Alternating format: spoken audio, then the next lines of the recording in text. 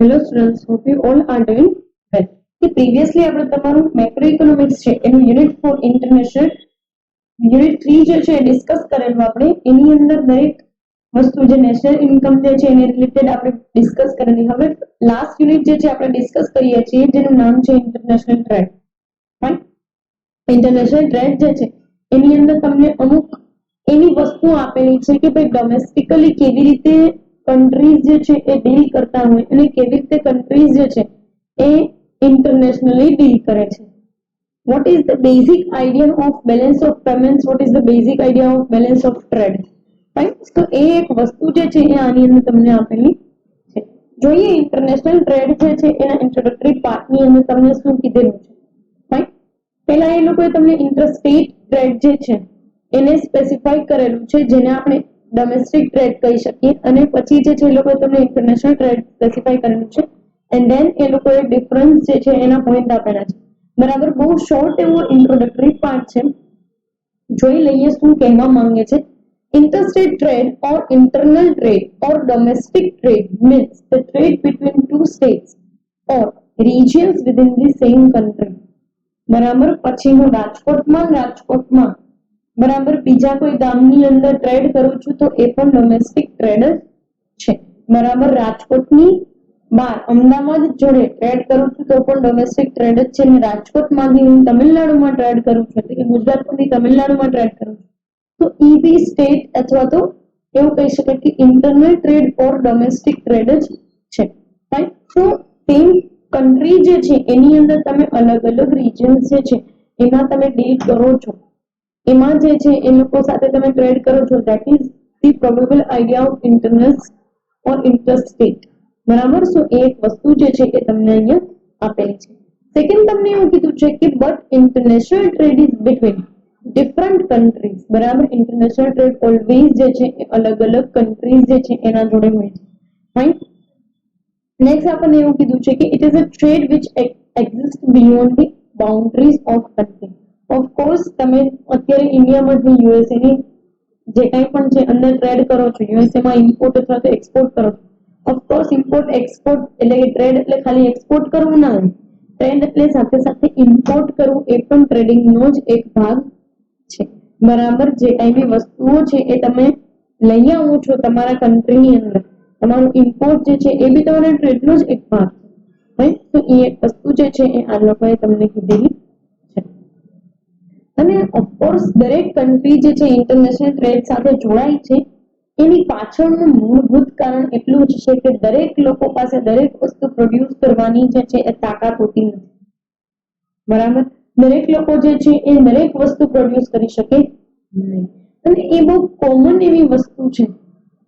બરાબર, કે માની લ્યો કે મારી પાસે કોઈ અલગ વસ્તુની સ્પેશિયાલિટી હોય, કોઈ બીજા પાસે કોઈ અલગ વસ્તુની સ્પેશિયાલિટી છે, કોઈ ત્રીજા પાસે કોઈ અલગ વસ્તુની સ્પેશિયાલિટી છે. રાઈટ, તો એ એક વસ્તુ જે છે એ આની અંદર આપેલી છે એન્ડ અકોર્ડિંગલી એ લોકો જે છે એ તમને કહે છે. Right, so yes this is all about the international trade. હવે આગળ જોઈએ શું કહે છે તમને, તો કે in internal or domestic trade people specialized in producing goods and services in which they have a greater competitive advantage, and the same thing exists in the international trade. Internal trade માં આપણે શું કરતા હોય તો કે જે લોકો પાસે જે વસ્તુની સ્પેશિયાલિટી છે, જે લોકો પાસે જે વસ્તુનું સ્પેશિયલાઇઝેશન છે, બરાબર, એ લોકો એ જ વસ્તુ અને ટૂંકમાં એ જ ગુડ્સ અને એ જ સર્વિસીસ જે છે એ પ્રોડ્યુસ કરશે, જેમાં એ લોકોને સારો એવો કમ્પેરેટિવ એડવાન્ટેજ જે છે એ મળતો હોય. બરાબર, કમ્પેરેટિવ એડવાન્ટેજ એટલે બીજા કરતા તમારી પાસે વધારે ચાન્સીસ હોય તમારી વસ્તુને માર્કેટની અંદર વેચવાની. બરાબર, તો એ એક વસ્તુ જે છે એ અહીંયા આપેલી છે તમને, and it same thing applies to the international trade. બરાબર, ઇન્ટરનેશનલ ટ્રેડમાં બી એવું જ હોય, જે કન્ટ્રી પાસે જે વસ્તુની સ્પેશિયાલિટી હોય આપણે એની પાસેથી ઇમ્પોર્ટ કરીએ છીએ, આપણી પાસે કોઈ સ્પેશિયાલિટી છે તો આપણે એ લોકોને એક્સપોર્ટ કરીએ છીએ અથવા તો બીજા કોઈ કન્ટ્રીઝ કે જેને જરૂરિયાત હોય એને એક્સપોર્ટ કરીએ છીએ. Right? In fact, internal and international trade are more or less identical and are based on the same basic principle of trade. બરાબર, ટ્રેડ ઇન્ટરનલ હોય કે ઇન્ટરનેશનલ હોય, બંને વસ્તુ જે છે એ એકબીજાના આઈડેન્ટિકલ જ છે. અને એક સરખા જ જે છે એ પ્રિન્સિપલ્સ ઉપર જે છે એ બેઝડ હોય, રાઈટ? તો એ વસ્તુ જે છે આપણને અહીંયા કીધેલી છે. જેવી રીતે આપણે ઇન્ટરનલી ટ્રેડ થતું એવી જ રીતે આપણે એક્સટર્નલી ટ્રેડ કરીએ છીએ, બરાબર? તો એ એક વસ્તુ જે છે એ આની અંદર આપેલી છે, રાઈટ?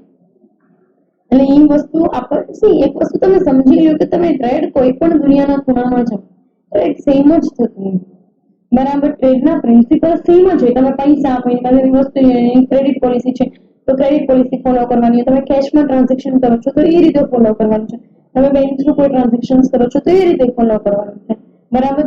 એમાં જે કાંઈ બી ટર્મ્સ કન્ડિશન્સ જેટલી બી આવતી હોય એ તમારે એ રીતે જ ફોલો કરવાની રીત છે. અહીંયા હોય કે દુનિયાના કોઈ પણ ખૂણામાં હોય, trade will always be the same. હવે આપણને 5 પોઈન્ટ ઓફ ડિફરન્સ આપેલા છે, બરાબર? પહેલું જ તમને કીધું છે ડિફરન્સ ઇન કરન્સી, બરાબર? કરન્સીની અંદર ડિફરન્સ. ઓફકોર્સ ઇન્ડિયાની અંદર આપણે ઇન્ડિયન રૂપીઝ ચાલે છે, અમેરિકાની અંદર ડોલર ચાલે છે, ઓસ્ટ્રેલિયામાં ઓસ્ટ્રેલિયન ડોલર ચાલે છે, કેનેડામાં કેનેડિયન ડોલર ચાલે છે, યુરોપિયન કોઈ સ્ટેટ છે, યુરોપિયન કોઈ કન્ટ્રી છે તો ત્યાં યુરો ચાલે છે, બ્રિટિશની અંદર પાઉન્ડ ચાલે છે, ગ્રેટ બ્રિટન પાઉન્ડ, બરાબર? જર્મની જે છે એની અંદર જે છે એ યુરો ચાલે છે, રશિયાની અંદર રૂબલ ચાલે છે, બરાબર? ચીનની અંદર યેન, જાપાનની અંદર યુઆન. અલગ અલગ કન્ટ્રીઝ જે છે એના પોતપોતાના જે છે, બરાબર? યુએઈ ની અંદર દિનાર ચાલે છે. તો અલગ અલગ કન્ટ્રીઝ જે છે એના પોતપોતાના જે છે એ કરન્સી છે. જાપાનની અંદર યેન ચાલે છે, ચીનમાં યુઆન ચાલે છે. દરેક અલગ અલગ જગ્યાએ જે છે અલગ અલગ કરન્સીઝ જે છે એ ચાલે છે. તો આપણે એ લોકોની કરન્સી પ્રમાણે જોવું. ઇન્ટરનલી તો આપણે કન્ટ્રીની અંદર ટ્રેડ કરવું હોય તો તમારે યુએસ ડોલરની જરૂરિયાત નથી, તમે ઇન્ડિયન રૂપીઝની અંદર જ આપો છો ને પેમેન્ટ, બરાબર?